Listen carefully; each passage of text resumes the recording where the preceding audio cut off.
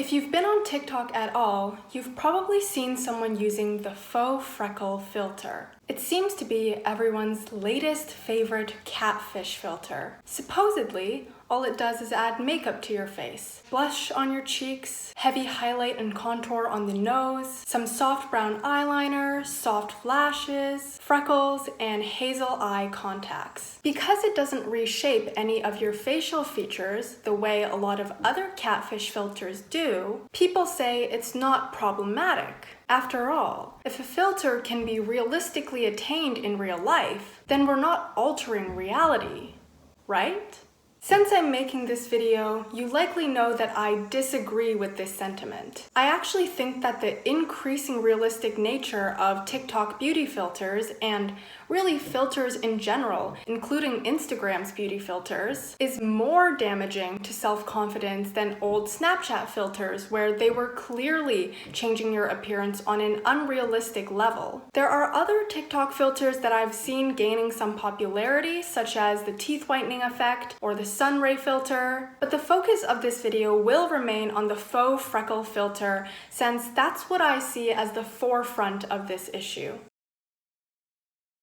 Let's travel back to when Snapchat first introduced filters in 2015. What an era. Remember when everyone was obsessed with the puppy filter and the flower crown? Yeah, couldn't be me. Everyone thought Snapchat filters were really fun. They could make you shoot rainbows out of your mouth, turn you into a puppy, and create new insecurities. When I was 14, I had pimples on my forehead, small eyes, 0 lashes, and sparse eyebrows. With a swipe of my finger, I could put on a full face of makeup. Not only that, but suddenly my eyes got bigger, my face became slimmer, my lips were reshaped, and there was this artificial shine in my pupils. Now, the reason why I said create new insecurities and not exacerbate existing ones is because before Snapchat filters, people couldn't see live beautified versions of themselves. Sure, there were models and celebrities that we could compare ourselves to, or we could imagine a more attractive version of ourselves in our minds, but Snapchat filters allowed the beautified self to take on a concrete, lifelike form. And while MySpace, Photoshop, and Facetune allowed you to edit photos of yourself until you looked the way you desired, they were never able to bring those still images to life. As Rosie Charrington wrote in a 2016 Huffington Post article, Snapchat blends reality with digital fantasy in a never-before-seen way. Using filters on the app is comparable to looking in a mirror. Move the phone around and at every angle you're still in filter character. It's you, but it's not you. The beautified self was no longer a mere concept, but a moving reflection of ourselves on our phone, one we could turn on at any moment. You could see the filters change your features in real time. You could see what the filter thought needed fixing. And so perhaps you were never really insecure of your lips to begin with, but when you use that filter and you see it change the way your lips look, it sends the message that they weren't quite perfect enough. I'm sure many of you know that over the years, Snapchat filters led to a huge rise in plastic surgery, and the term Snapchat dysmorphia was coined. People would go to plastic surgeons asking to look the way that they do in their Snapchat filters, even though some of the procedures were dangerous, impossible, and often super expensive. One report in the JAMA Facial Plastic Surgery Journal even stated that the standards were unhuman. People who had darker skin tones seemed to get hurt the most. If you recall, a lot of Snapchat beauty filters initially lightened the color of your skin, and it perpetuated the long-existing idea that a lighter complexion is more beautiful. I can't lie. When I was 14 and the Snapchat filters came out, I loved seeing my skin being lightened by the filters. And it became really easy to fall in love with this digital form of myself. But as soon as I turned the filter off, I was back to staring at a face that Snapchat deemed needed improvement. I think Tate Ryan Mosley sums it up well when they write in the MIT Technology Review. It's so easy to do. With a few clicks, users can make their appearance more similar to everyone else's ideal. That many young women end up assuming a lighter-skinned identity online. This makes it easier to find acceptance in the digital world, but it can also make it harder for them to identify with their real complexion. Now, it's been a hot minute since the puppy filter, the flower crown era. With improved artificial intelligence and facial recognition came beauty filters that look a lot more realistic. Sounds like stepping away from a totally unattainable version of ourselves is a plus, but I say maybe not. The Glow Look filter was like the predecessor of the faux freckle filter. I first saw the Glow Look filter from this TikTok, which I believe was responsible for the start of its virality. People were blown away by how realistic the filter looked, including me. I didn't even know she had a filter on at first. More and more users started to make TikToks with this filter because everyone was interested in seeing this more attractive version of themselves too. But it often ran into trouble with people of color and those that didn't fit traditional Eurocentric beauty standards. Let me show you how I actually look without this filter. I know, the difference is striking. Filter is on another level of catfishing. Only if you're already really attractive, it doesn't work so good. I have vampire eyes. And my nose is so big, it literally breaks the filter because it stops tracking. I think the eye color is the most difficult part to make work on someone who doesn't have light eyes to begin with. I think I look crazy with it. You can also see that it lifts the corners of your temples, your jaw, and it enlarges your lips.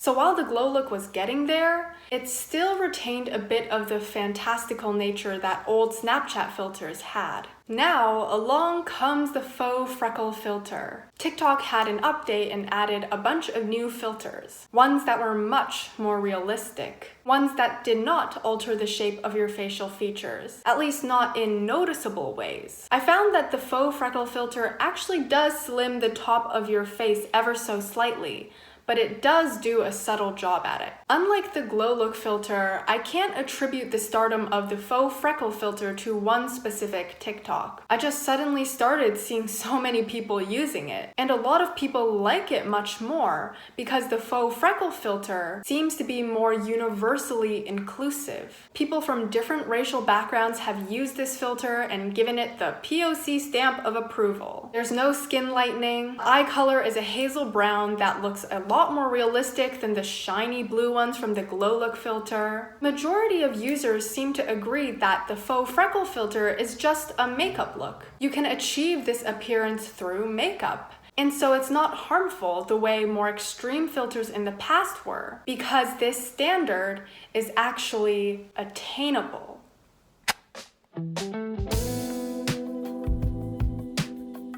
Let's say you are someone with adequate health and fitness levels. You're no Carolyn Gervin, mind you, but you take a 15-minute walk each day, and you like to run 20 minutes once a week. You're a relatively healthy eater, but you allow yourself to eat out a few times a week when schedules get busy, and you do enjoy your chocolate. One day, you decide to set some new health and fitness goals for yourself because what else is there to do during a pandemic? You sit down at a table and think, I want to start doing at-home follow-along workouts, 30 minutes a session, 3 times a week. Number 2, I want to completely cut out processed sugar for an entire year. No chocolate, no packaged snacks, no white grains, no hoisin sauce, no ice cream, and no Captain Crunch. Okay, audience, now I want your input. Which goal do you think you would be less disappointed in failing at? Number 1 or number 2? Well, I think I would be less disappointed if I failed to achieve goal number 2. It's certainly closer to the ideal of a healthy life, but it's so extremely hard to obtain. Processed sugar is in so many foods these days that it's near impossible to accomplish this goal. And so yes, I wish I could avoid it, but I recognize how implausible this wish is. I think I would be more disappointed in myself if I failed to achieve goal number 1. It seems to be something attainable. I already walk every day and I like to run once a week. The workouts are at home, so I don't need to buy any fancy equipment. If I didn't accomplish goal number 1, which I feel is possible, then I feel as though I'm lacking. When a beauty filter reaches a certain realistic threshold, we feel as though it is something we can recreate without technology. Just whip out your makeup and get to work, and you'll look like your dream self in no time. However, I think people forget that makeup is still different from a virtual filter, even if it's lifelike. And so believing in its definite fulfillment can actually lead to a greater sense of discouragement. For one, a filter is literally unchangeable, unless you decide to take it off, or you move your face rapidly until the filter can no longer track your features. The filter cannot be smudged, it cannot get oily throughout the day, and it cannot crease. If you cry, the eye makeup will still look perfect as ever. If you drink water and eat food, the lip color never fades. It doesn't matter how close your makeup looks to a beauty filter. What it can never have is a filter's permanence. Secondly, a filter can be swiped on in an instant, but putting on makeup takes time and effort. There are many people who use the faux freckle filter and say that they wish they looked like this all the time. And that's the difference. You can look like that all the time with a filter, but unless you're super talented and can ensure that your makeup looks good every time, and you're willing to spend time every day doing your makeup, real life does not offer the instantaneous and consistent nature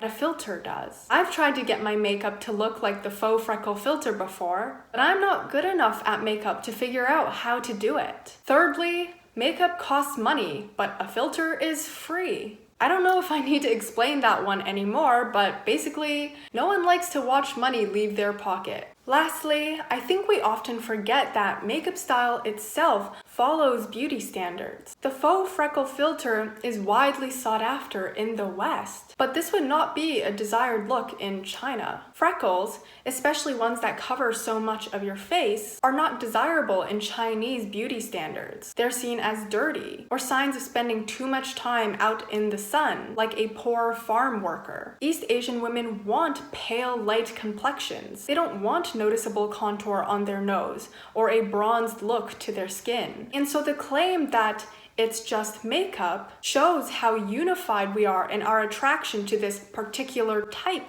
of makeup. But if a realistic Douyin style makeup filter was released, I bet it would not reach the same virality as the faux freckle filter. Even if it did look believable and pretty, it's not the in makeup here in the West. Okay, what am I really trying to say in the end? I think the permanence, the easy accessibility, the consistency, and the free nature of TikTok filters remain unattainable in real life. But because the filters look so realistic, we are convinced that they are possible to achieve. And it only hurts more when something feels so close, yet so far away. This is the exact psychological phenomenon that a lot of world-class athletes experience. Research finds that those who win bronze medals in Olympics are actually a lot more content than their silver medal counterparts. Because when you win bronze, you are comparing yourself to fourth place. You have some reassurance that gold was out of the picture anyways. And so it's acceptable to not obtain it. The way it's acceptable to not look like a highly edited, unrealistic beauty filter. But silver medalists feel the disappointment of being so close to gold and not getting it, the way realistic beauty filters taunt us. It also makes comparing ourselves to others so much easier because, hey, if the filter is realistic, that must mean other people don't look too different from their filtered appearance. It raises the standards of how we perceive other people's attractiveness, leaving ourselves to only feel on par with that standard if we also use that filter. The teeth whitening effect, the sunray filter, and the Bell filter are other examples of lifelike beauty filters that have caused feelings of insecurity. Now, I cannot speak for every single person's experience with these filters. Perhaps some are not bothered at all. and that is completely valid. But these are just my thoughts, and I hope I'm not crazy. If you liked this video, I'd appreciate a thumbs up and a subscribe if you'd like. If you hated this video, please let me know why. I'd love to hear you. Thank you so much for watching. Let's keep talking, and I hope to hear from you soon. Bye!